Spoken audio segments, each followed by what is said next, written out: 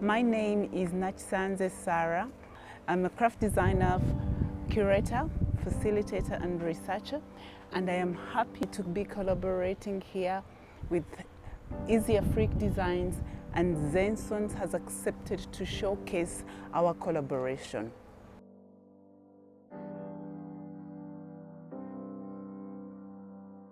We are unveiling our innovation.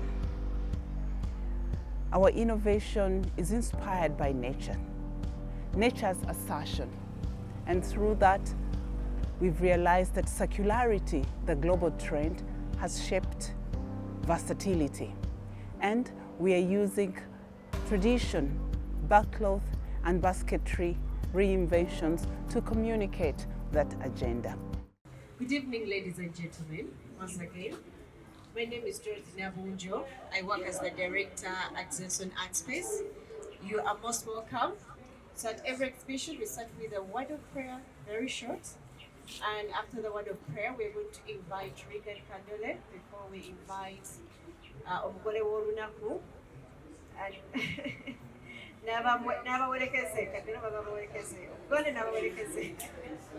Yes, let's pray. Father, we give you the glory and honor. We thank you for this day.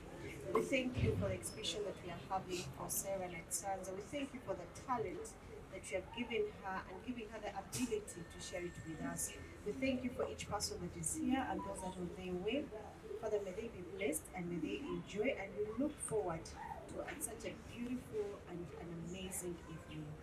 Thank you. Regan, I'd like to invite you now to come and give us a short brief of you and your team, so that when we go into the rest of the evening, we are just Good evening, everyone. Sibaulida, guys. Good evening, everyone. You're doing well? Good. I'm happy to be here today, and I would love to introduce you my amazing team, wherever you are. You can either wave to us or you stand if you want. I have a very interesting team of young people from Chambogo University. Say hello to everyone here. I think they're about 70. They are making the audience lively, right? Yes, so here today, bring these students to enjoy our one and only Mugole's exhibition. And the reason why we're here, I really want to motivate young people to really start engaging into the art scene. I realized in most of my lectures, some of the students really don't know any artists in Kampala or Uganda, but they also don't know galleries. So we are, as Chambogo, we are starting to introduce a very interesting culture to engage young people from the university to engage more in outside classroom activities, and the gallery visit is one of them. Thank you so much. We are looking forward to the event. Thank you. You're very welcome to the Zenson space. The Zenson space, thank you so very much, Dorothy, for accepting to host me, for accepting to bring backcloth in a different style here, and we are delighted to be here. I am not alone, ladies and gentlemen. I am with a big team, and please let me introduce the team, because without that team, without that collaboration, I can never be. Easyafric Designs, you're very welcome. Please come forward. Let everyone see you. Make it snappy. Hurry up, please. Come, come, come. Don't be shy. Step here. Easyafric Designs. Where are you? Okay, those who are up there, you can come here. Esther, come, please stand up. Easyafric Designs. Stella, we haven't forgotten you. We can see you. Please stand up. And those are the ladies who have made this backcloth be. And also I have my beautiful student. I saw her. There is a team of the quartet jewel team. Some of them are very far. Oh, Roselock is here. Roselock has just completed Makere. Thank you, Roselock, for being present here. Don't sit, Roselock. Easyafric Designs, they put the backcloth together. They assemble the backcloth. We work together. I am a designer. I am a creator of things. But I work with them to help form these pieces, put them into shape. We built that relationship. Roselock, a team of the Quartet Jewelers or something like that, Roselock, just completed Makerere University. They were the producers of those accents, the clay beads, the ceramic beads that you have seen there, Roselock and team. Thank you so much, Easyafric Designs, for making this a reality. Thank you so much, Quartet team, for making this a reality. Our backcloth was also some of it, and most of it we got from Bofta. Botfa. Fred Mutebi, stand up. Let everyone see you and clap for you. Yes, Fred Mutebi and Botfa really have done that wonderful, to supply us with the backcloth. And here we are today. Since 2022, we've been working on this project. And today is the reality. It's not easy, but it is workable. Yes. Do I have to say more? Thank you. No. That is it. We are delighted to have you here to celebrate with us. And we're happy that I hope you're enjoying. Thank you. All right, so you can have a seat. Okay. Thank you Where so do I much. sit here? Yes. This here. Okay. Thank you so much. So now I'm handing the microphone. Good afternoon or good evening, everyone. Welcome to the Senson Art Space. Senson, multimedia artist, and this is a space for everyone to basically enjoy art, experiment, socialize, but most importantly, generate ideas and dialogue. I won't go much into that.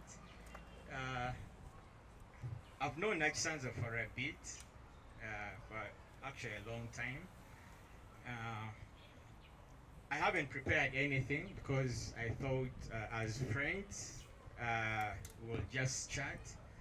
And now that also that there are students here, I think as we talk maybe we can push our energy to the students to learn one or two things. Yeah.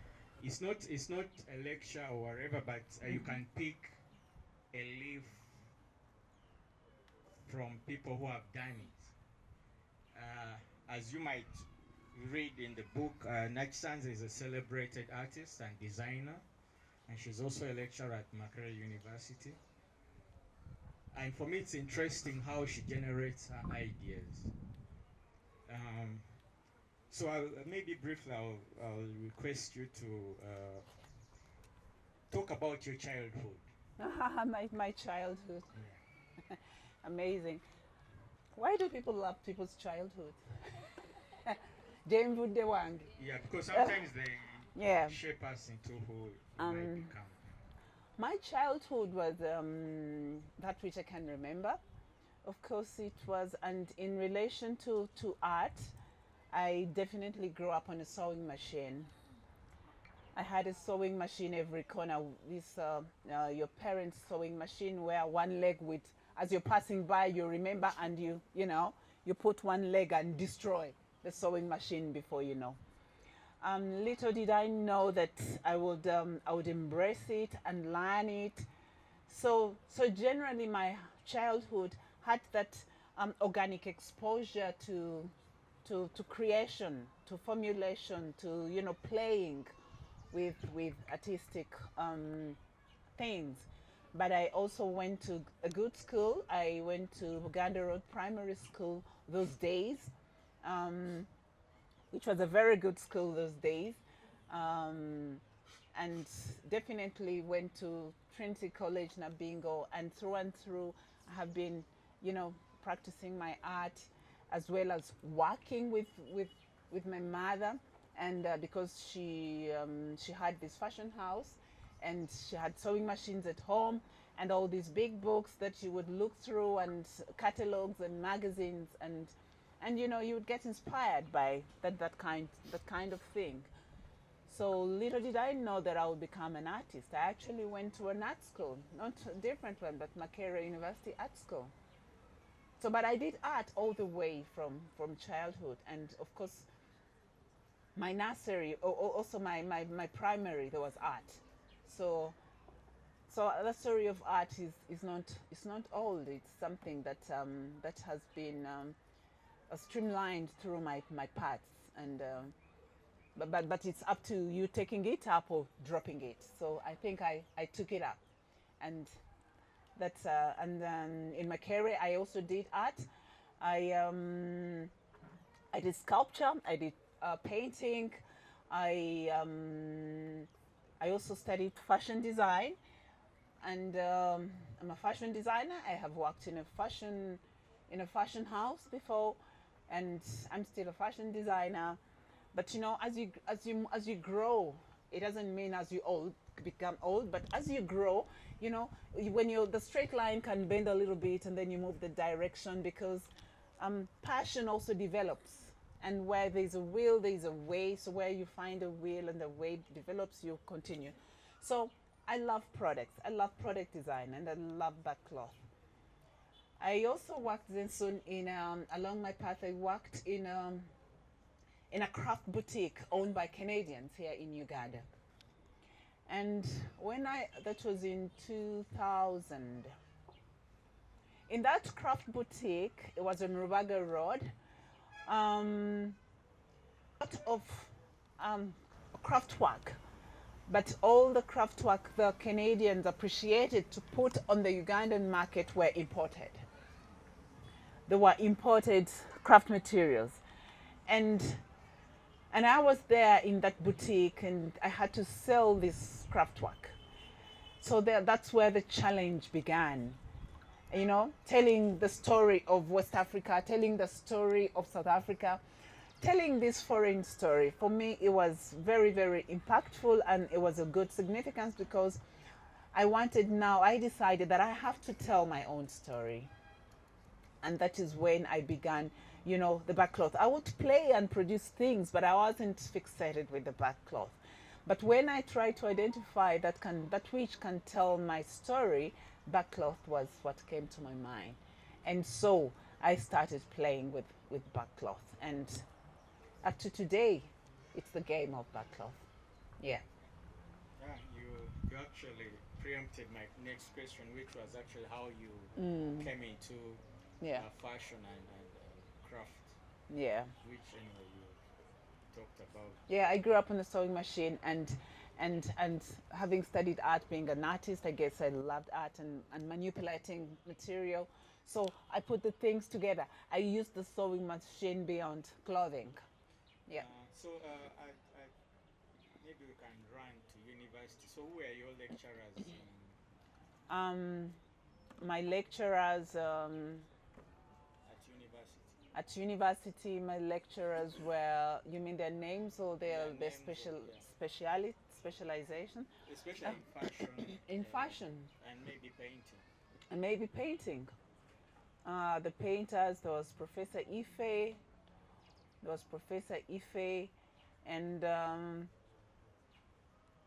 And textile, it was Dr. Veni. There was also a Dopu. There were what was not a Dopu, what's his name? I forget his name, but he left Makerere, that side. There was Mr. Serun Kuma. There were various lecturers who would teach you a theoretical or base subjects that would lead you into the entry of a Professor Nagenda, the sculpture. Because my final, in the third year where I focused, I studied sculpture, but I also have, she's right here, Madame Josephine Mukasa. Please wave to the crowd. I also have my Musomesa here, but my Musomesa since I was in secondary, really, art teacher. Maybe she's my art teacher since then. she's a basic one, because she brought me from down there also. She was in secondary, and then I also met her in Makerere. And yes, they were there. Okay, so you talked of not being excited talking about the story of the South Africans and obviously Kenyans, because there is a lot of influx of Kenyan Yeah. craft, South Africa. Ghana is beginning. So which were the initial stories that you thought you needed to talk about, apart from the backcloth as a materiality? Which stories did you feel obliged to begin to talk about? No. I actually wasn't. No, that story I love to tell about the encounter of this foreign aesthetic in Uganda. The story I was skeptical of saying is how I grew up, and you know the memory of but that's it. I've No, told but it. I mean in this the story of the craft that you started to Ah, the story. That's what were you talking about? Ah, what I meant is that Uganda, visitors would come to Uganda. Visitors would come and visit the art gallery like you're here today, but you're local. But even if you're local, you would find in the Ugandan art gallery in the Zenson space, you would find the Kuba cloth. You would find the kente. You would find the suka, the kanga. You would find that which doesn't tell the story. You imagine now flying all the way from the US and you come here to Uganda and then you go away with a kente. So what kind of story do you tell about Uganda? In that boutique, in that gallery, was called the Gallery Cafe.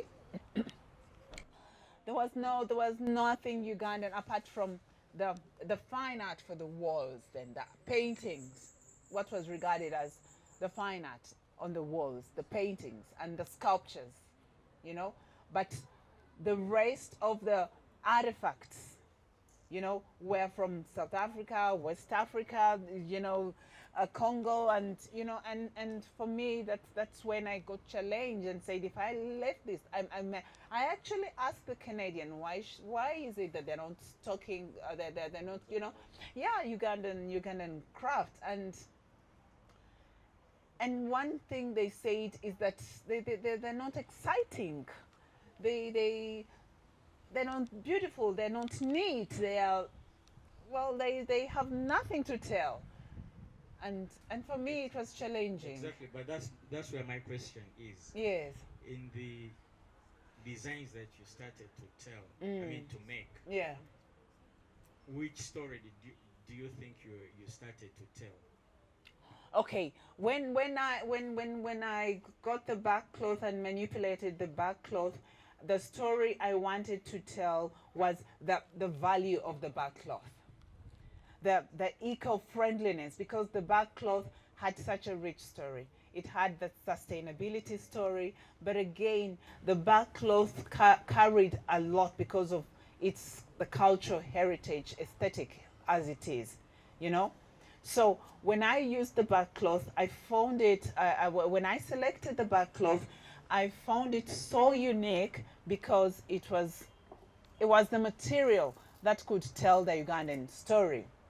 And also because it is a rarity, it's rare. Where else are you going to find it? Of course there is bark, but sometimes the trees are destroyed. So I thought I should take the back cloth and have it as the identifiably Ugandan something to tell the story. And I left the cafe to go and do my back cloth. Okay. Yeah. Let's come to this exhibition. Yes. I like that it's a bit thematic in sense. Could you talk about the different things in this exhibition? Yes, thank you. Nature's assertion. It begins with what you encounter, how you live, what you see, things that disturb you, things that excite you, and for me, for that particular time, it was man and this environment. It is basic. Man lives in this environment, builds on this environment, and how how nature asserts itself. That I found as the best inspiration for what I wanted to do. It is a game for an artist, for a creator, that how can I interpret this? How can I tell this story? But of course, it begins with working with Easyafric Designs. Easyafric Designs is a sustainable, social, and eco-friendly organization that builds works within those themes. So if you're working within those themes, that is when you make meaning to the organization. And I wanted to make meaning to that bigger theme of sustainability. So I went to the environment, inspiration. I found the environment very, talking to me. And then I picked it up. And there was man and his venture of creating comfort, interrupting environment. But then the way in which man is creating this becomes challenging. That is how I came up with those themes. The first theme is home is best.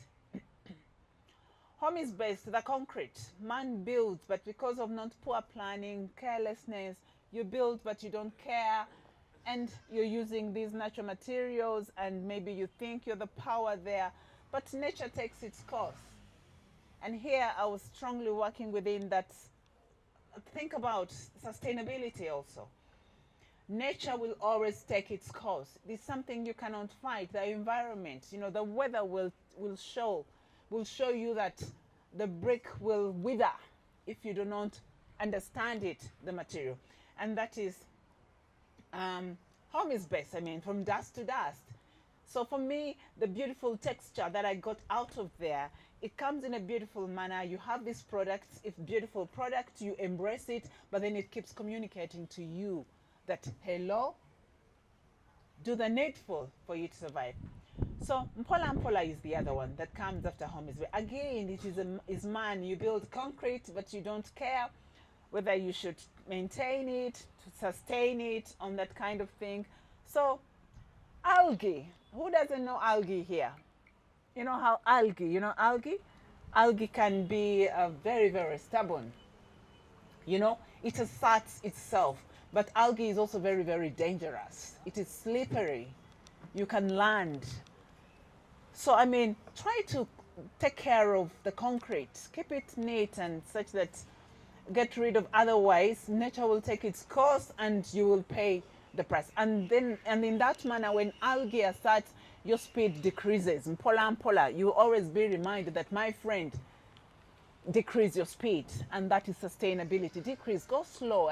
First see, where to get easy before you rush into things. It's nice to be slow, humble, and that kind of thing. The other one again, where the struggle is man and the human and environment, is Fena, up there. Fena, you come, you build your concrete, your architects, architecture designs, you put them up, and before you know it, the green is penetrating through. How it penetrates through, you keep wondering. It is that root that you abused when you were building. You didn't mind. You just came, you put, because you're excited about your design, your construction, you built onto it. And now it is struggling to show you that, excuse me, I'm also present. It is asserting itself. So it comes through negotiating, through those simple cracks that you do not see. That, in other words, inclusivity. For now, we have to be. So the environment and you have to exist. And then man wakes up and has to be calm. Then the next is Wamu, together. So this is advocate, that you and the environment come together, sit and discuss. If I am here, you be there. Or if I'm here, pass the other way. Don't collapse me. Do not suffocate me. So let us sit together and create this environment where we are all comfortable and can live. And the last one is Kakana. Kakana is that one that's haze, calm. Stay calm. You know, we need to be calm in our lives. We need to really be calm. It's not easy there, but it can be easy if you're humble and, you know, and don't be very fast. Kakana is was to bring man, that's human really. You know, stay put. I mean, go slow. Understand where you're trading. Work with me and let it be soft. Let us be humble. Let us be, you know, everything will be okay. After all, nature has it all, you know, because you need that nature, you need the environment to live. But if you come and just assert yourself, environment will also assert. So kakana is, you know, to show that really when we are all humble and nice, I have beauty, do you need it? I can work with you if we all work together. That is it. And now the product also, the other part of the theme is circularity shapes versatility. Really all is coming out of sustainability. Really the theme today is because I mean if you don't think sustainability, you will gamble, you destroy yourself as well. Circularity is a sustainability bigger principle, but that means, you know, that recycling that comes out of that circular theme or way of doing things. And here really focusing on when products come to the end of their life, you buy, you know, you get this tin and then you empty it and then forever it is empty and therefore you have to throw it away. Circularity advocates for reduction of waste. You know, reduce the waste. You see, every time you move, before you know it, maybe you're seated in your car and the jam, and then a bottle oozes out of the window, boom, just like that. You know, it's careless.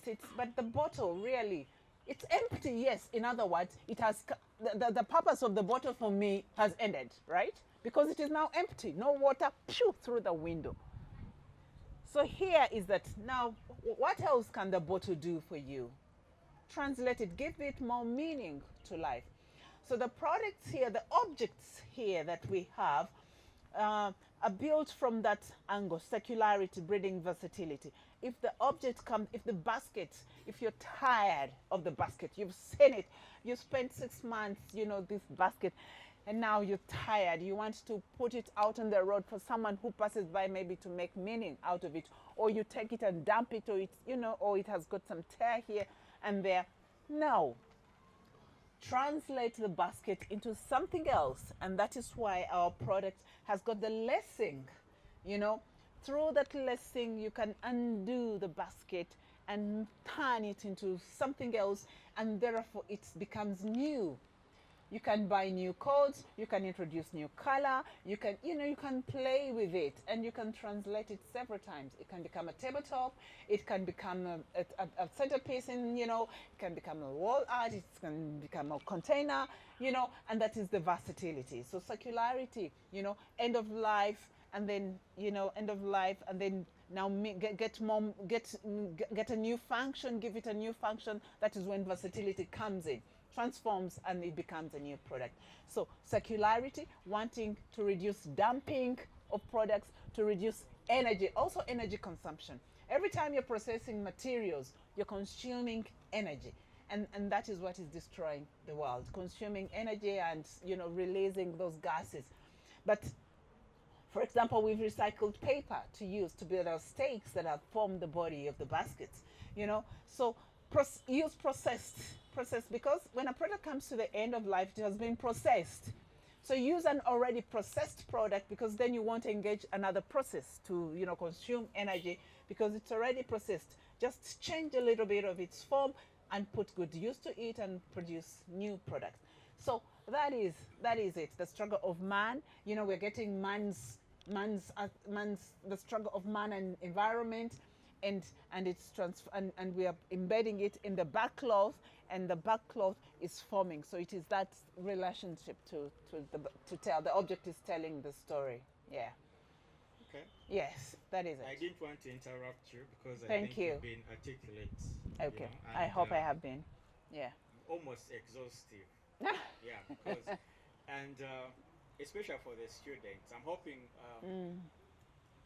they've learned something, because some people might just look at a few crafts, you know, some simple Yeah. crafts at the pedestal. but the work and the articulation and the research,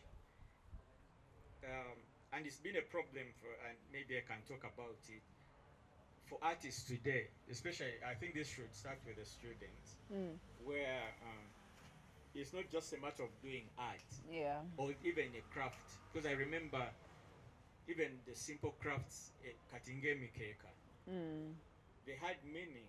Yeah. The mathematics. Yeah, the mathematics, but also the meaning behind. The meaning behind them. Ezimu ngazivamu nengero.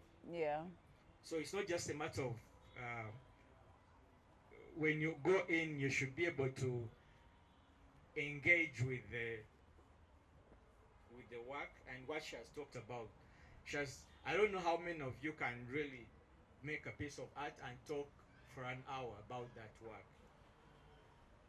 That's what she was doing, like it's not even about the experience or that she's a professor or lecturer, but it's that detail that you put to your work, especially as students, that speaks. And you talked of the story.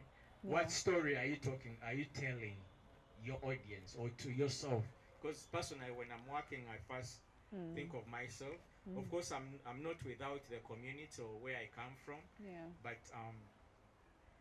obviously, I grew up with my culture, with my traditions, with my clan, with my family. So in essence, that's why I started with the question of your childhood. Yeah. Because I see today with artists, with the internet, with social media, and the consumption. But what is our contribution? What are you contributing to that space, to that common collective memory of humanity? What are we as Ugandans, as artists, but also as future artists? What story do you want to add to the collective memory of humanity? Because it doesn't stop here. It's beyond Uganda. It's beyond Africa. It's beyond the world. It's into posterity. I want to recognize they've gone. I wanted them to be the last before I open it up. Our lecturers and artists, distinguished. There is Mr. Paul Boa, Mr. Mchala Mukasa has left. Reagan and the backcloth enthusiast. What are your last remarks? What are my last remarks? They are not last, but I'm just teasing. Do I have any last remarks? What is it that you would want to say that maybe we've not touched?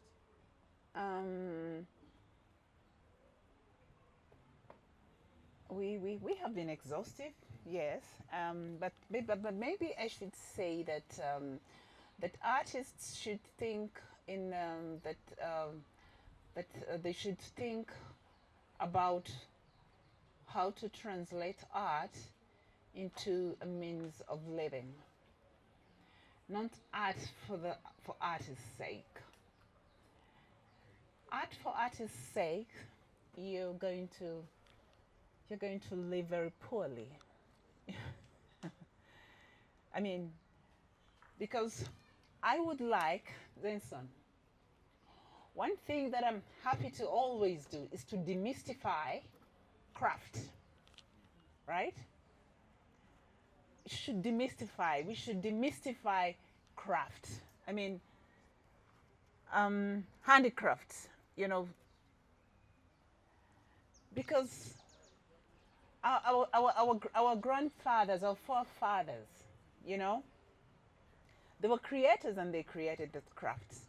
So here at Zenson, and those days, when we'd look at such a project, it would call the gallery would call the board meeting. The gallery would call the board meeting to discuss, to find out whether really they would hold this Nakisanze Easyafric design exhibition. Because one of them would say, I think those are craft objects.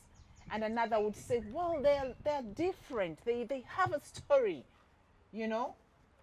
But today, that binary has been fused, really.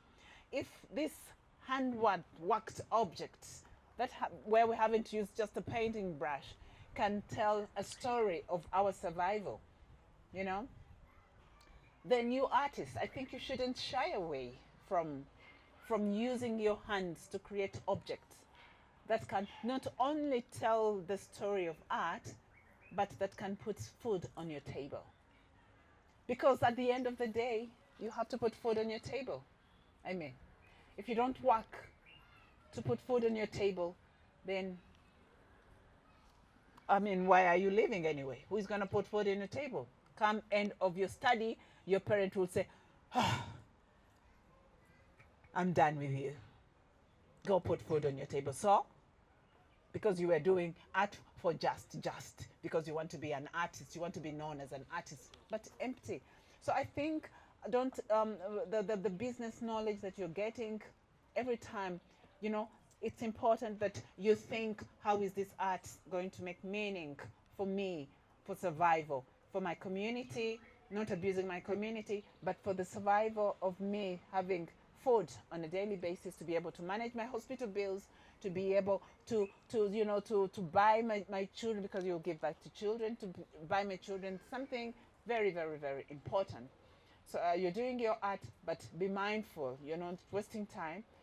Be able to understand that this art should be translated into something that will be consumed by the society, and to exchange, you give them knowledge, you give them beauty, you give them so much, and they give you something that you can use to survive. I think that is very, very critical for artists. Not to live a dream. They can dream, I am an artist. You hold your back, you walk like an artist. You know, we can walk like artists. I mean, because artists, we have a swag. We're artists, you know. We can proudly move like artists, but my God, when you don't even have, you can't call an Uber. So please do not plan in that direction. Think, how do I translate this into business? How do I survive by this? Very, very, very important. It's not an easy way, but that's the way. If you're growing up, you have no way to go. You have to face it. Yeah.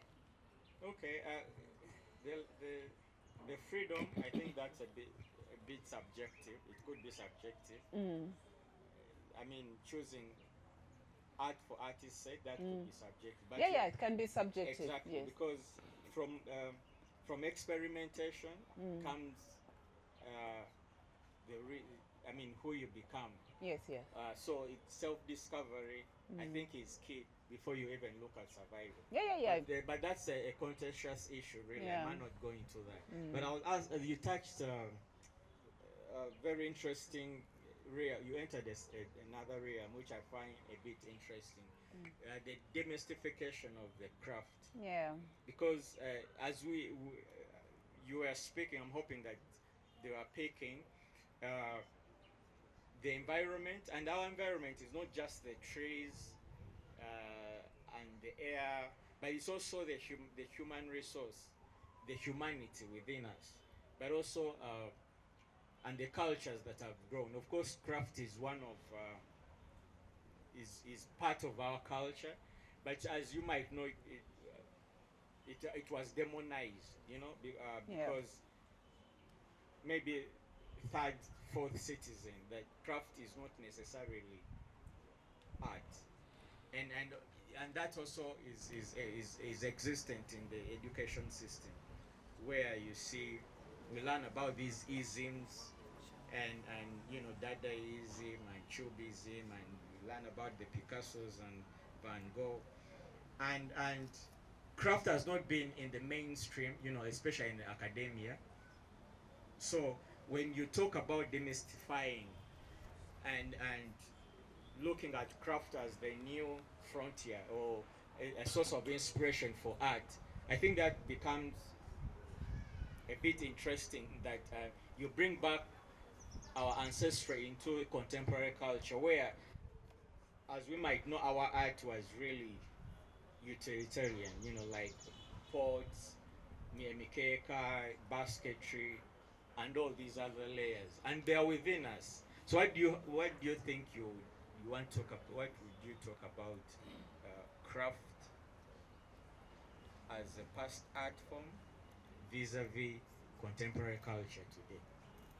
Um, apparently, it is very, very interesting.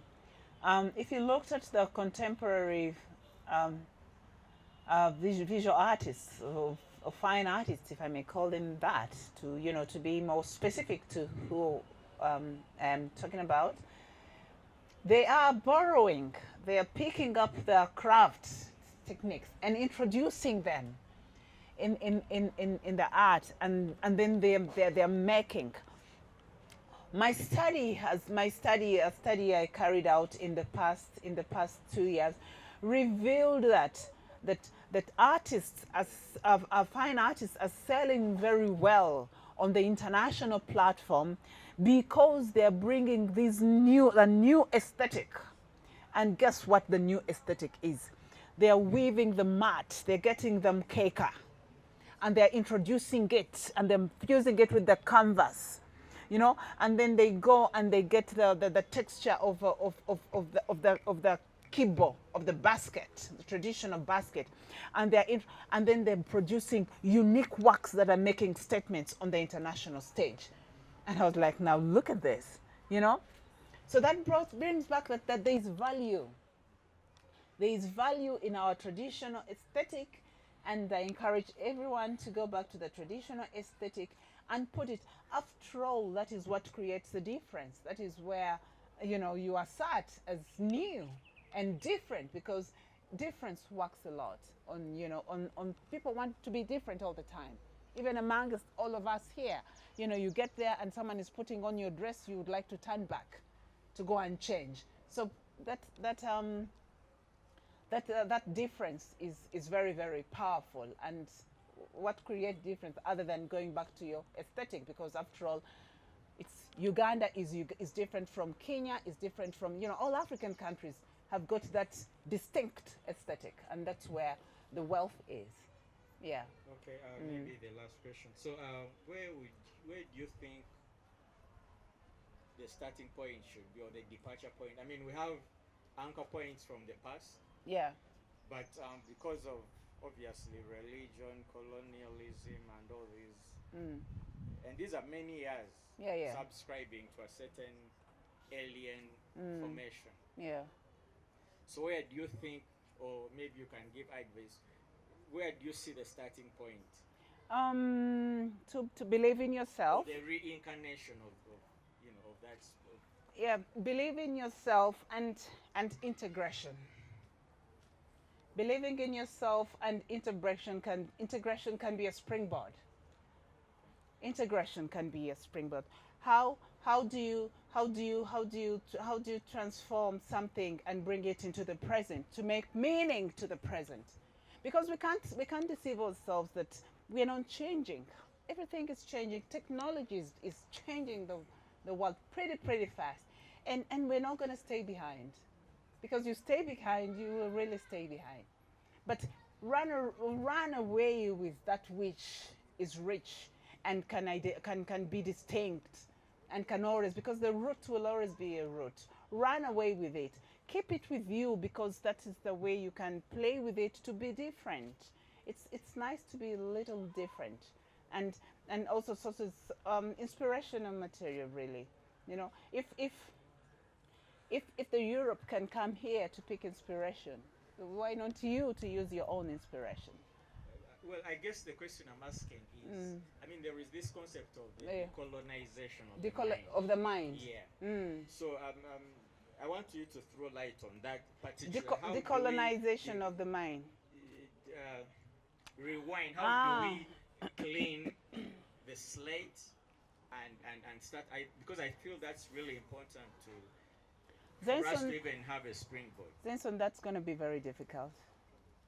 The decolonizing we have to be slow about it.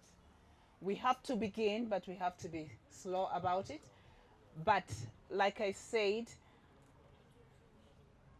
embracing, thinking about the past, moving with it, but embracing it, embracing the new that is coming on, but bringing your past into the present. but where is the optimism? Because you talk with excitement and with zeal, Yes.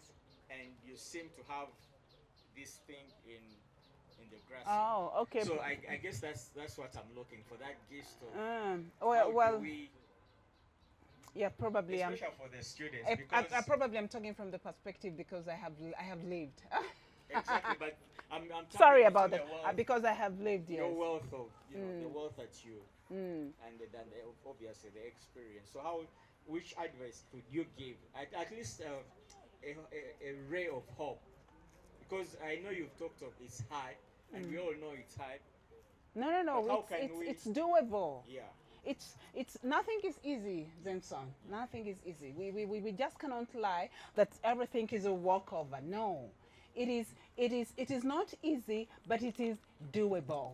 Things are doable.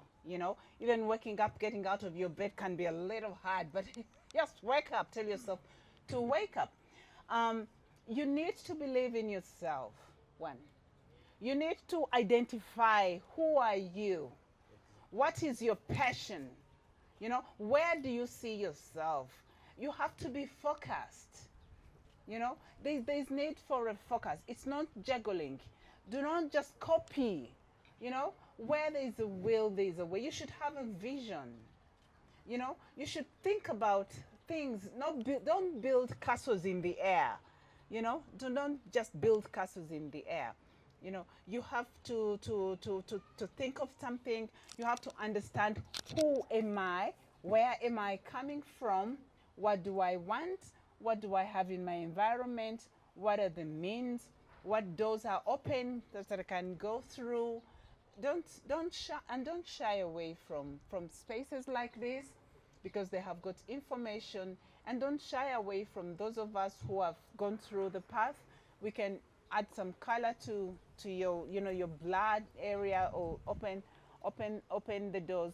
But and you have to begin now, Jenson.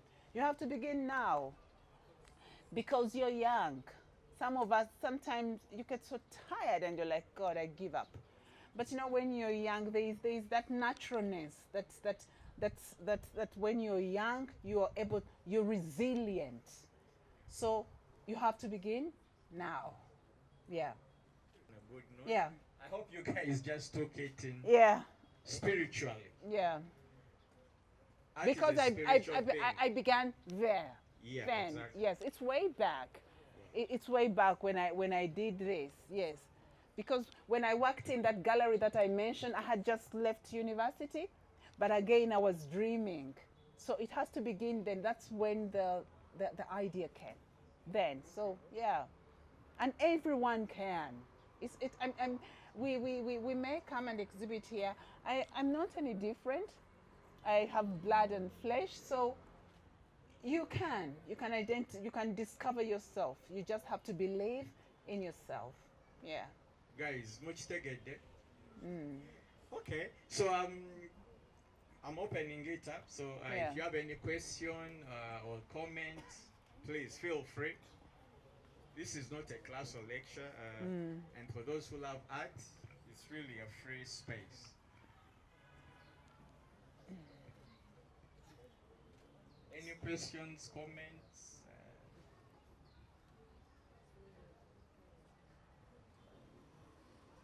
Any?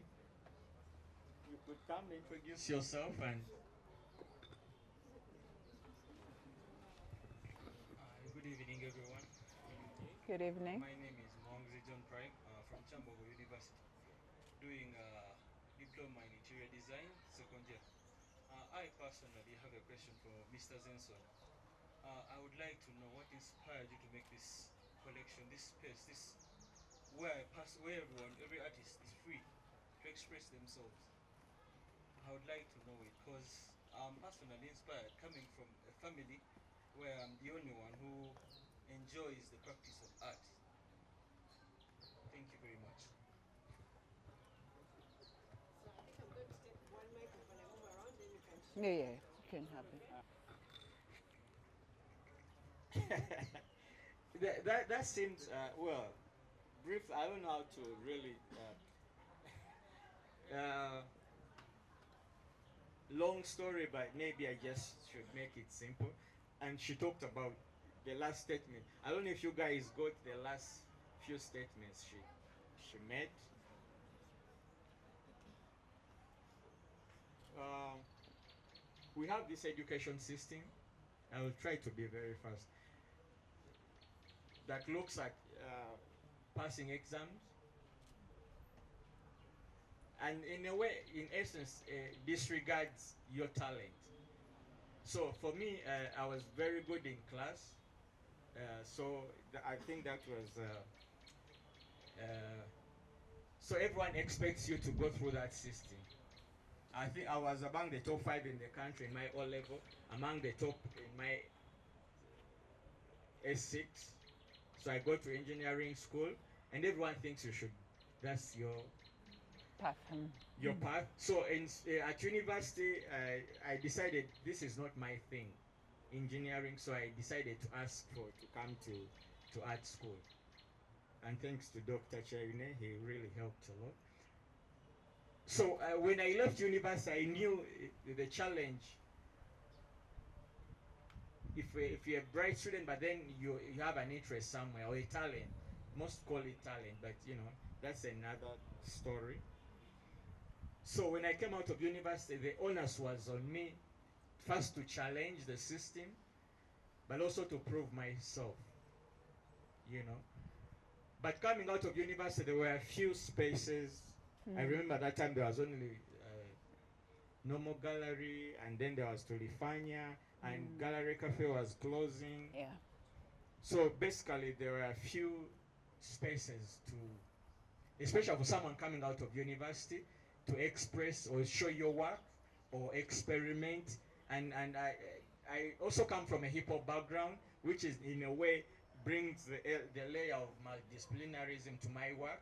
So so we decided first, we always talked through fellowship with fellow artists with whom we left university, Daudi, Muziri, and the rest, you remember? Yeah. So eventually Daudi started a gallery in Afriat, but in Lugogo. So along the way, Uma Showgrounds. I like the energy, but again, as you grow a few years, then again students could not necessarily be programmed. Yeah. So around that time, I started an art space not an art space, but an art center, a makeshift thing in Mutungo. Those are many years. But it collapsed because we were also trying to survive, to build a name.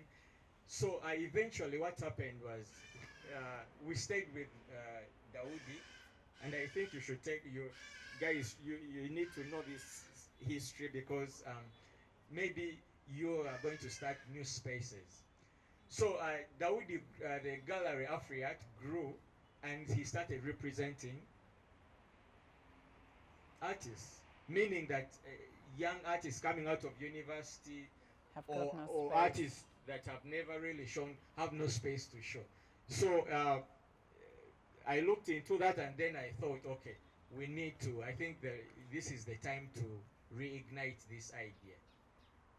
Basically, I can stop at that. It's a long story, but so there are many layers to that. And she talked about it, the vision and the ideas, and you should keep all these in space, really. So there are many layers that led to this space, but I think, greatly one of them was really to say, to demystify the concept of what the world expects of us, or what it expects of everyone to be. And it sounds cliche, but most people would want you to be a lawyer, to be a doctor, to be not teachers anymore. Artists, maybe not. Today, musicians, yes, because there has been a bit of success. But that's also because the musicians took the bull by the horns. And I think that's what you guys should do. And we need more spaces. This is just an intervention. It's a very small space, but we want to grow into a bigger space. But this dream should start with you guys also to add to these spaces, because they are really few. But it's a sacrifice, and then you have to plan. Yeah. Where there is a will, Where there is a will, she talked about it. there is a way. Do you have any more questions? My question is, my name is Lukwaguirio from Chambo. So, as they have been telling us about the art craft that Madame produces, is it, or it has been your source of income ever since you started it, or you have other works? Thank you. I have the works. The works have been produced by Easyafric Designs. Easyafric Designs is a business enterprise. Easyafric Designs is a business enterprise. In other words, it is a business. Personally, as the designer of the works, I'm collaborating with Easyafric Designs. They've produced the work, but through this, it's a business. I'm working with a business. But also it was mentioned that I work in Makerere. What is the relationship between Easyafric Designs and Nakisanze Sarah? Nakisanze Sarah is the proprietor of Easyafric Designs since 2000. It was registered in 2004.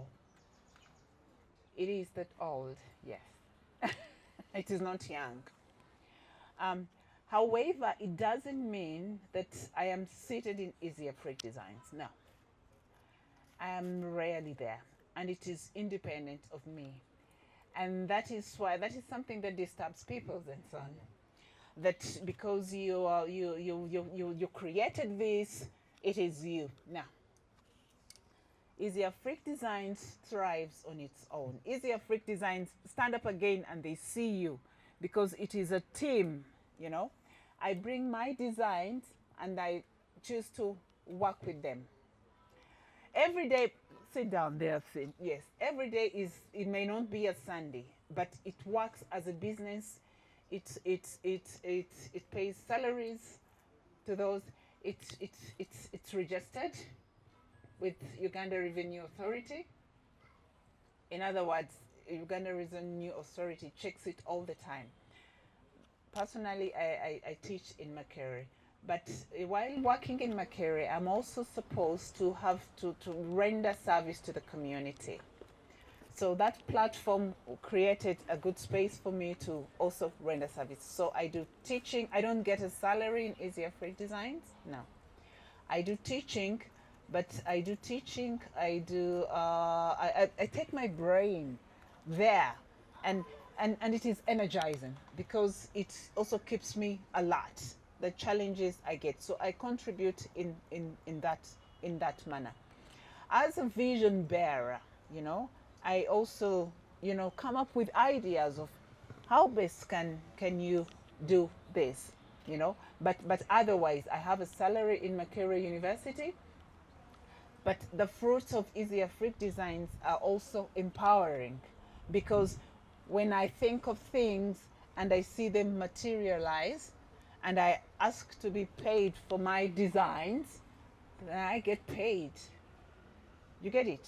So I'm not salary there, but my designs have to be paid. You understand? They have to be paid. If I decide to get a salary there, yet I'm not there working, it's unfair. It will never be enough. It will never be enough for the people. So it is that dynamic of entrepreneurship, which is very, very critical in the art field. Very, very critical and very, very important. Yeah, I hope I have answered your question. Thank you. I think what you wanted to understand, in my thinking, is does the work that you do in Easyafric, so does it cater for the team? Easyafric. In Easyafric? Yes.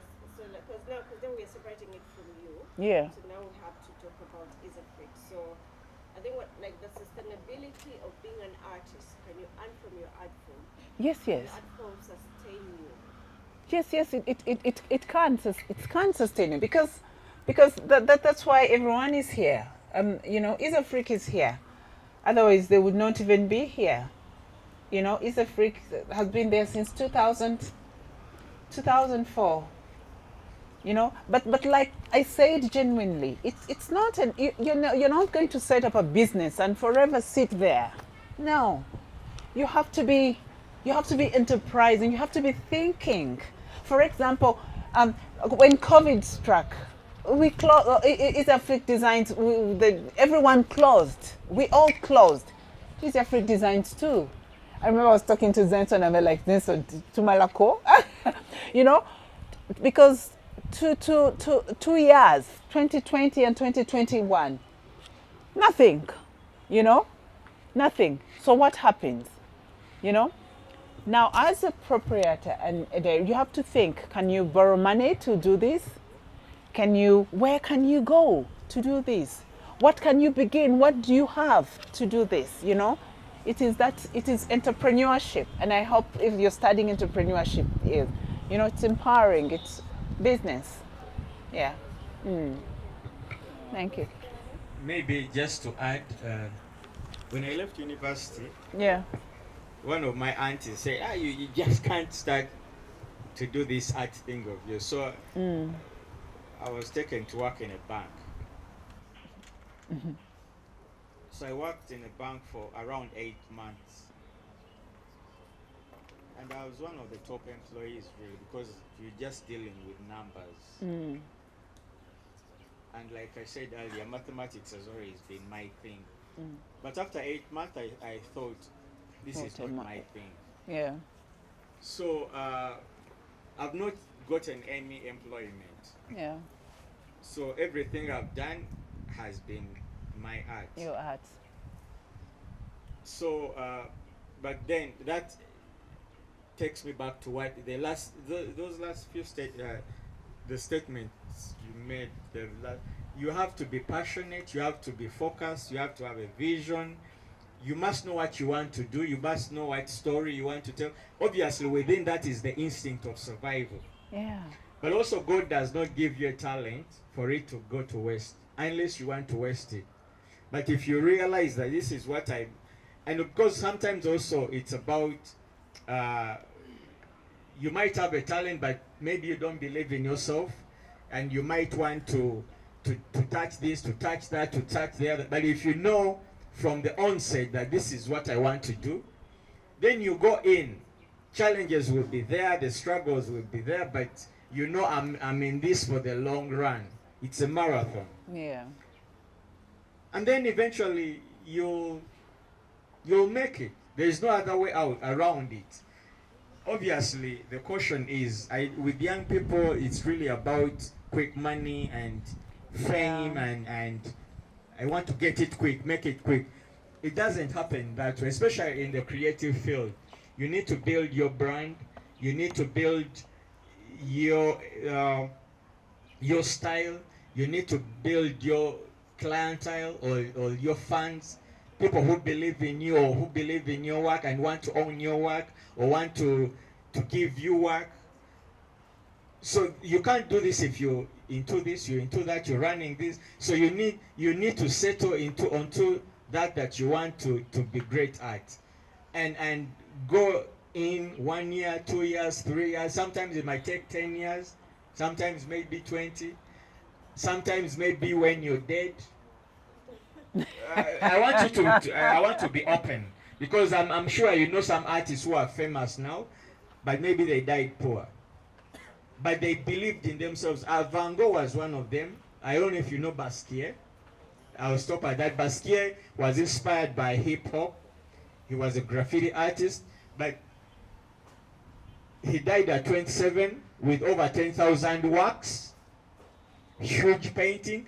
Think of 10,000 works. A guy dying at 27, but he always said, I'll be a famous artist, I'll be a great artist. So every time he was painting. Today he's a great artist. Art is not for now. Art is into the future. That's why we see the pyramid still standing. Who of you knows the Eiffel Tower? You guys should start to read. The Eiffel Tower was supposed to stand for 20 years. Now it's into its 160th year. So that should give you a, yeah.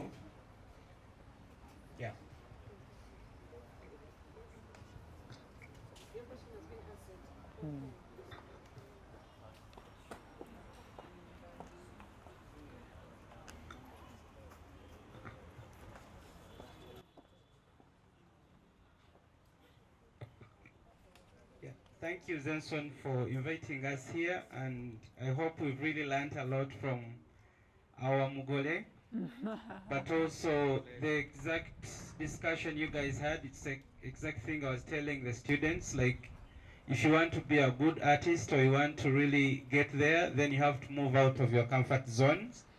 And if you want to connect with other fellow artists or art lovers, you won't find them in Nakasero market. You have to go to spaces where you find art, to galleries, to events, and so on. So one of my questions goes to the beautiful ladies from your team. What is one message you'd give to these young people? Because I see we are almost the same age. I believe they would learn a lot from your experience. Secondly, I want to really encourage students who are here. Some of them are doing, this semester they are doing materials for sculpture. So I hope they have questions, please ask them. Then the other ones are doing, it's social and cultural patterns in design. That was really one of the things that I pushed them to come here and learn more things. Like Zenson mentioned, I will talk to him and see what questions we can pose for you guys to do as research questions. Lastly, this goes to Zenson. How best can we encourage this kind of engagement with the galleries? For example, with Chambogo University, with Zenson Art Gallery and other art galleries.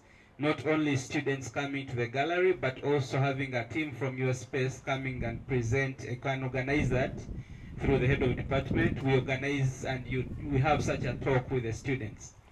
Because I've been there, I know exactly what it means. A lot of students are not exposed. They have no idea about artists, about galleries, about what is happening in outside classroom environment. Thank you. Good evening, ladies and gentlemen. Good evening, young ladies. Good evening, young men.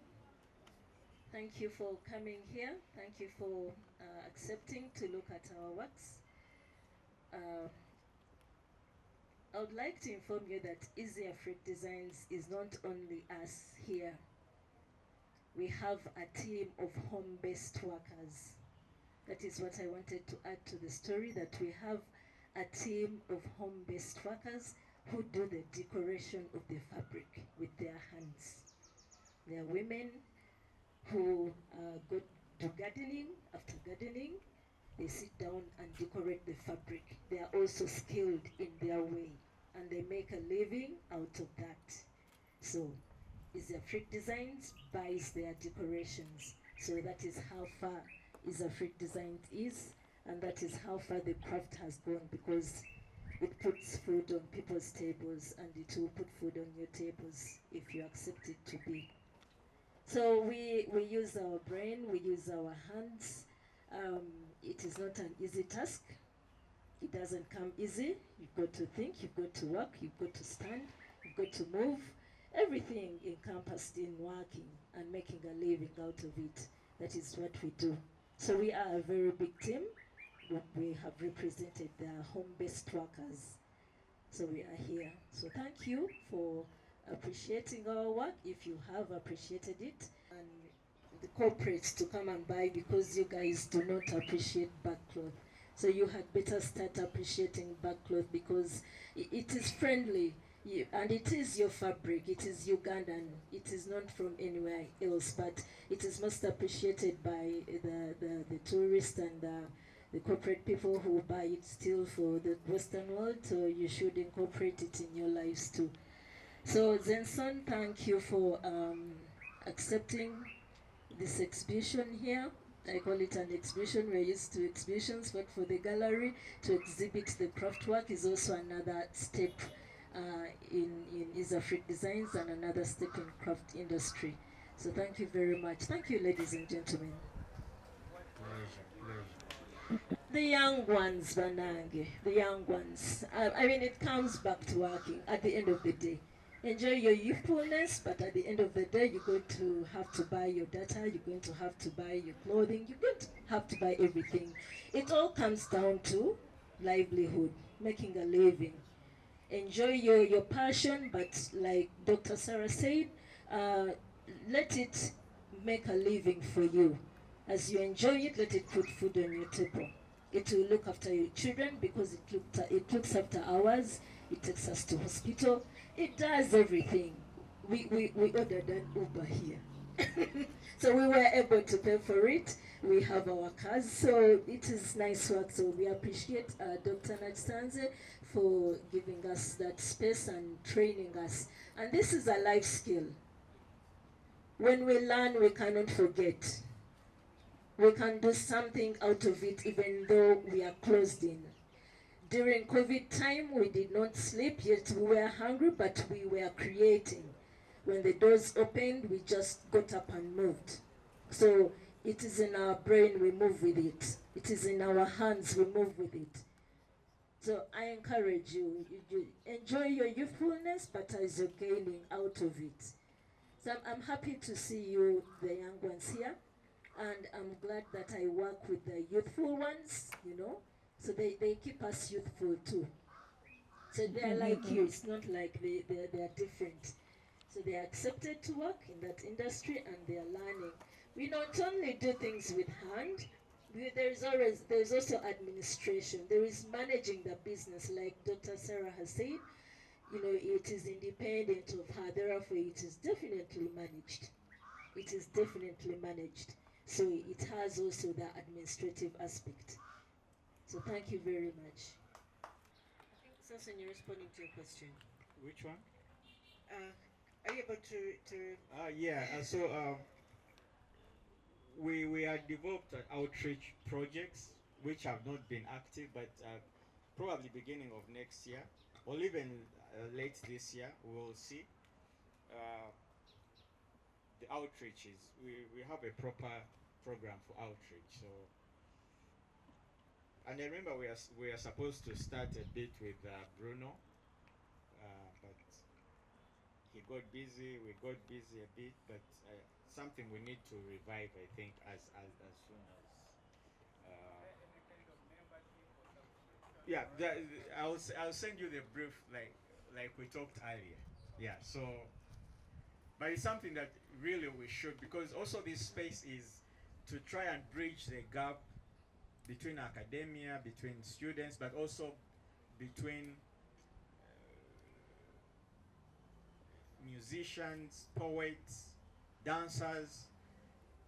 Like for instance, the synergy that could be created between an artist and a musician. Like for instance, music videos. Most of the people that are directing or the sets are not really not necessarily artists. You know, but these are people who just grow into that. How about students or artists who, like interior designers working on sets for film or for music videos? So this space also is to create that synergy for especially young people to create an awareness of which energy you can tap into. Like fashion designers working with artists to create these amazing either textile fabrics or whatever it could be, or the music and musicians and artists, or musicians and designers. Obviously we see the most musicians really buy their stuff from Dubai, from China. How about creating a homegrown ecosystem of creatives, of design, Yeah. a kind of collaboration, a synergy that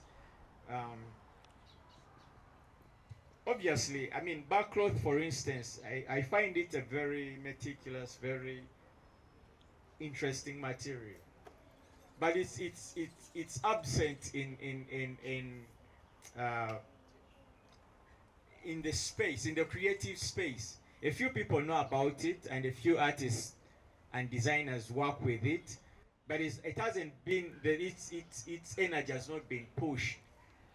And for instance, I find music as a really formation that could even a revolution.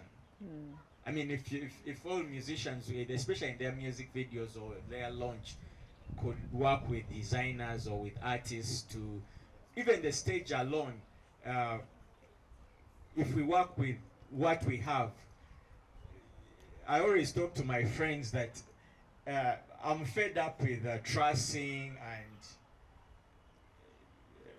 the screens. Okay, yes, you have a big screen, and then what? You have a big stage with trussing, and then what? You know? So the aesthetic, the programming, the production of the show should be done by you guys, you know? You should be designing these stages. I'm not saying we should throw away the screens, but how can artists, graphic designers, how can you develop content, local content that is not, you know, like people go on Facebook or on Google and get all these graphics and throw it on there. How about young artists or designers working on this in line, you know, so this is the kind of synergy that I feel we need to propagate. But also I think increasingly I come from a multimedia space. So collaborations, drawing from hip hop, from poetry, from fashion, from art is how I really work, you know. So, and I feel that's this space is also an extension of that, where especially young people with new ideas, where they can experiment, and but also having exhibitions that can inspire, you know, like an exhibition like this. If you're doing research in for instance, either with backcloth or with craft or basketry, it won't leave you the same. You won't look at craft the same way, you know. You will begin to have a third eye sensibility on how to look at things. So exhibitions like this, also with this, I mean with friends, because that's where it starts. So it's easier for me to exhibit Nakisanze or Ronex, and then you guys can draw from it, but also for her to also maybe make that back, you know. And this is a very important message I'm throwing forward, that you should be close and you should support each other. And that's why Ugandan musicians should support Ugandan musicians and artists. Also production. So if you go and produce in China, you know, it means you're doing a disservice to your friends. You have Easyafric. If I know that you can produce a certain product, why don't I bring it to you? You know, so that kind of synergy I think is very important. Thank you so much, Zenson. Do you have any more questions? One, two. Let me start from here. Good evening. Good evening to you. Yeah, I'm Semba Javisen, Chambugo University, and I would love to ask this question. Mr. Zenson, I have two questions. This exhibition is But it's okay. all questions are going to They have an opportunity grabbed. okay, since Mugole has accepted, he has going to say no. No, it's Since Mugole has accepted, an opportunity. And we've told them to grab it. It's the synergy, really. The synergy is working. The two questions, it's just a simple balance of questions. One for him and one for her. So, Mr. Zenson, Zenson is your name or Zenson is the name of the gallery? My name. Your name. I'm just lending my name to it. It's not a gallery per se, it's an art space that has a gallery space. Those are totally two different things, but you know, you can look at it, an art space, or you can even say an art center that has a gallery space. So part of the programming is the gallery space where we program, especially young artists who have not shown or who are just leaving university, but who are passionate and seem to go further than just one show or two shows or three shows. So Zenson is your real name? Is my name. The real name? Yeah. Not the artistic name. Everything. You be as an artist, it's like you know about art? Yes. Which artist do you know? Ugandan artist. Ugandan artist? Yeah. Kandole Regan. Mr. 10. Kandole Regan. Give me 10 10. names. Yeah. 10 names. Yeah. Right? We have Mr. Kandole Regan. We have Simbatia Vincent. Okay. We have Chibuka. Because you know those are 3. Well known, because I'm giving artists. Yeah, those are 3. We have Michael Angelo. Ugandan, we say. Yeah, I have a friend called Michael Angelo. Okay. He's in Entebbe still. Okay. 4. Those are 4.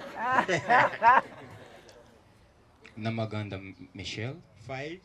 Chintu Michael. 6. Chintu Isaac. 7. Peter Grace. These Those seem are to be classmates. names. Those are classmates. Or No, they are Ugandan artists, right? You never specified. The question was open, right? Yeah, but Yeah, but they're Ugandan artists. and this Whether is interesting. upcoming or Yeah. not upcoming. But this is So also you're Ugandan artists. yeah, this is also interesting. I like. Let's talk a bit. I know that we've run out of time. What makes you a musician, guys? What makes you a musician? A body, a catalog of music. What makes you an artist? A body, A catalog of work, and maybe even exhibition history. So I'm just trying to tease him. So for you to be known as an artist, but the reason the artist, for me, I believe that the artist is the art. That's why you say, in terms of collecting, I can say I own Intensive. Intensive is one of the famous Ugandan artists. So Intensive, you can't ask, is that your real name? If you own Intensive, it's simple. You'll know what Intensive is. Someone might just come into your home, and you have an Intensive, or you have a Mutebi, or you have a Nakisanze. So the name becomes almost like synonymous with the work. Okay. Yeah. So I'm Simbatia Vincent. I can call myself Samson. Yeah, you could. Anything. Yeah. Thank you. So the second question goes to the lady. With the rapid growth of artificial intelligence, generated art, which is often cheaper and easier to produce, how do you believe traditional artists can maintain their relevance and encounter the impact of artificial intelligence in the art world? Thank you so much. That lady AI, the lady AI is here. Indeed, is here. There is what they call a niche. And when AI makes everything general, you have to be smart and go for the niche. So in the markets, even in the exhibitions and we go for, there are those niches, and they also have platforms. That's where we shall go. That's where you will go. And your price will always be there. When something is general, even the value is general. You get it? When something is, I mean, the question, the similar question you're going to ask that lady AI, the question I'll ask, we'll get the same answers. And if we put them there, we cannot get the best price. We cannot get the value that, that someone who will bring something different will have. Is because everyone else who put in the same question for AI will get that same object or whatever. However, we are going to use AI as a tool to help us grow, to be different. So AI is here, but we are going to use it as a tool to help us thrive. We are not going to leave it. We are going to embrace it. So are you trying to insinuate that we can use it as a tool of manipulation of ideas or creativity in which yes, you can use it, but you have to be smart. That you use it in contexts that can help you thrive. That's where the difference is. You have to be very, very clever, because AI is a tool that helps to save time. You have a document, it can help you to edit it and save time. So you have to be very, very smart to use it such that it helps you to move from there and save some time. You get it? Yes, AI is a tool, but if you use it in a clumsy manner without thinking how best, you won't get it. You will be general. Yeah. So you're advising us to I'm not advising you to use something? AI in your schools also to cheat. Because Chambogo, you've done it before. So please. It's not really Chambogo. This is being general. Uganda or any other country. No, what I mean is that it went viral a bit, and we also Chambogo University. But you have to be, AI is a tool, like any phone, like an open book question that there you have your phone, answer the question, but the context can. Yes, Denson can also help respond. And I'm not a high-tech person. Yeah. But I think AI uses algorithms. So if artists stopped working today and putting their work into those algorithms, in 10 years, AI might be obsolete because it won't have space to draw its energy. It draws from all these things that you post. The data. The data. So that data is where it draws its energy. So if artists stop creating, if we give it 10 years without artists posting anything, it will become obsolete. And how will you sell your art? Without That's why she talked of a niche that eventually things that are handmade are going to become more valuable, because a mat and something that you can print. But let's not digress. I want you to pick this element that AI does not survive on its own. Yeah. It draws from the creativity of others. From your work. From your work. If you post from photography, from paintings, that's why there are all these styles. If you tell it a poor kid in Africa, it will draw from the avalanche of information that it has, from the years of photography that has been pasted on Google or wherever, to draw its image, that image that you ask it. Or it will draw from the catalogs of English language that has been posted. It will draw from that and create something. So if that information or that data is closed off for 20 years, then it will begin to recycle, to give you the same thing, because it won't have a catalog to draw from. I don't know if you get what I mean. So that means that your creativity as an individual is the springboard. Is the spring, is the gist, is the chechitole, echikola AI. It is the springboard. It's the database. Exactly. So if you stop creating, and of course in Europe and America they are trying to see how people can benefit from their copyright if AI developed a certain image. It's a long way from now because we don't even know what's coming next. But at least you know that as we move forward, niche and things made by hand, your unique story, Your unique style is what will separate you from the chaff. Have you used AI before? I don't need to use it. I have friends of mine who were at art school who didn't even know how to draw, but they show me pictures of. That's why I told you I'm not an AI tech, and I don't want to go there. I know it's a tool, but I don't even want to touch it because I know my value. I know what I can put on the table. Maybe if I want something simple, like she said, it's a tool. I can tell someone, oh, could you develop this quickly? Yeah. But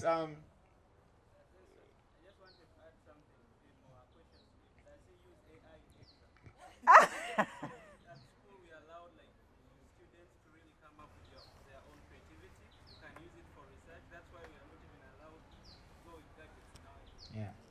And when you see such indigenous knowledge, like what Madam is telling us, if such knowledge is not documented, there's no way how you train it in AI. So it's what the document that we really find. For example, if you type your name there and you are not on Google, any media platform, It would never come up. But also to add, sorry, Okusare Chidimi, AI is like any other thing that has come and will probably go.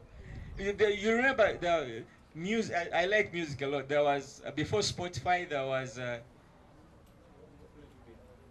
earlier version of streaming. You guys even know? You don't. Off my head, but AI will come and will go. Maybe will metamorphose into something else. Yeah. You know, so it has nothing to worry about. Really, really. I just know that these things come and go. It's like humans. If we go with this layer of humans grow and develop, how we were 200 years ago is not the same. Today, actually, you guys see the phone. When we are growing up, there was no phone. Even this phone was was in a few homes. You would go to someone's home to receive a phone call. But now everyone has a Yeah. and it's been demystified. The whole concept of making a phone call and communication and TV. TV is now. Do you guys fathom that at one time Uganda had one television station? You had to wait in the evening at 6. You had to sit the whole time, and it would by 10 it's ended. But now you have Netflix, you can know what's happening in Russia, in America. So these things shouldn't scare you, really. It's not rocket science. It's not rocket science, really. Yeah. I mean, it's not rocket science. Thank you very much. First of all, I'm happy to be here. I'm a consumer of art. I'm an artist by default. I've been in the what I would call arts industry for quite a long time. Zenson is my friend. I appreciate art to the extent. One of the things that made me jump out is I had ladies here saying that actually mostly it's corporates who consume the art that we're doing. But I just want to refer. My name is Albert. I'm an arts independent producer. I'm an art consumer. I'm a creative, but also professional. I'm an economist. When I'm guiding artists to, most especially to in ways of looking for different fundings, it was last year actually when there was a call from Heritage. I don't know if you know about the funding from Heritage under UNESCO. So we happened to apply for it, part of them. But one of the projects that were taken was the back cloth. And we actually were, it was interesting how a European begins to educate you about back cloth for over 3 hours. It was mind disturbing. Actually, it reached me. And he said, the reason why we're taking on this, to fund this in Uganda, I don't know if it's you guys who got in Uganda and actually in Ghana, yeah, it's because of the authenticity of what it is. Then they began the breakdown of it. He knows all our productions as a production director for Batalo. He knows my consumption for that stage is purely authenticity of the artist. And that's why whenever we have productions, I look out for particular people who have a certain signature, and this goes to particular students here, that you have a certain signature of where I will even pay for a plane ticket to come and get you from South Africa to come and do a particular piece on that. He knows, for those who have been on those stages. There's one time project called Androgynous, where we had to be in Ginger and get craftsmen from Kenya and get people who are doing bath clothes and get people who are doing saiso, because there's a certain quality and authenticity when an artist puts their hands to work and creativity. The point of AI, just to rush into that, it is by definition, guys, artificial intelligence. Artificial intelligence. For me, that's it. It's artificial intelligence. Human IQ up to 100, 2,000 something, it can't be beaten. That's very automatic. We don't even need to argue about it. We are way far much beyond than AI. AI is everywhere. AI is going to come. AI is going to, go. But we will stay, and do not limit your creativity at any moment. Is what I'm saying. Do not, because people who understand it will pay for it. He knows when we are drawing these budgets in these productions, and they say, okay, how much is the stage going to cost? And you put this humongous budget, of course you'll defend it. But at the end of the day, you who understand the value, they will come to learn from you and appreciate it. So, guys, seriously, the market is there. We are here. He knows. We always look out for people. We always look out for artists. We go as far as Wundibujo, Maracha, Butaleja, to look for these guys who do these things. And these are guys who have not even been in school. I've worked with some of the students from Chambogo, but at a certain point I was disappointed because of replication. I'm sorry to say this. At a certain point I was disappointed. That's what takes me to Oloy or Alepton to get this old man who understands a certain craft and put him in a space where there are these young artists to teach them into that creativity. And these spaces, kudos madam, these spaces where you have surfaced, I pray that there are more spaces like this where you can have intergenerational conversations of young artists and you guys. Because what you have at a certain point is not transferred. And there are no spaces like these that transfer that. And for us, some of us, it is the spaces that we're looking for where this can happen. This intergenerational conversation, the intergenerational skills, where it can happen. Even if it is at a cost, you invested in it, you need to be paid for it. I do not compromise when it comes to that. Students need to pay for this because it's something that's not going to be taught at a certain level. No, even if it means you doing a back course as back course in LDs and everywhere for artists to go through that session, let it be there. Let it be there. Have no problem with it. So, guys, the market is there. The market is there. The consumers were there. We are nowhere. People are willing to pay you thousands and thousands of dollars, pounds, and in currency for this to be consumed. Mine is just an appreciation, really. It's an appreciation. And then, given the fact that actually it's no bias, guys, but the ladies, for me, it is a kudos. Personally, I was raised by women. I was raised by women. The creativity, when you're dealing with these rural-based women in weaving, in dealing with saiso, in dealing with fibers, in dealing with all these things, it's just a space that's amazing, and you wish these people knew how exactly important this is. We travel to several countries. You go to Zanzibar, then you go for this, you go, and you pay your own money to do this. But why don't I consume something like this in Uganda? And when I ask, okay, in Uganda, please tell us about the artists, and most especially, they're interested in the young people who are into these spaces. And it's just a few. Then after you mention, you see, there's Zenson who did, then you this, and then it's done. You see where I'm going, guys? And if that's done, most of the beautiful people that I know that were very talented have gone off because art is not paying. You're looking in the wrong direction. Who told you art is not paying? Who told you? Have you researched? Have you gone to those producers who know these things to ask them where you can put your piece of art? Some of us, we are not into this art, but I can sell art pieces online and I get a lot of money by buying it from you. So why don't you cut me out? You are the person who's creating this. She's the talent. She's that unique and authentic talent. Why do we have to have middlemen take away all that from you? So I just want you to go with these questions and scratch your head hard that this is partly a skill that was born with you and it will never leave you. So it's only you to limit yourself on how far you can go with it. Thank you. Thank you. All right, do we have any more questions? We are good to go. So there's a saying in the Bible that says, show me a skillful man, and he will stand before kings and not ordinary men. So if you're skillful, definitely you stand before kings with your work. Thank you so much.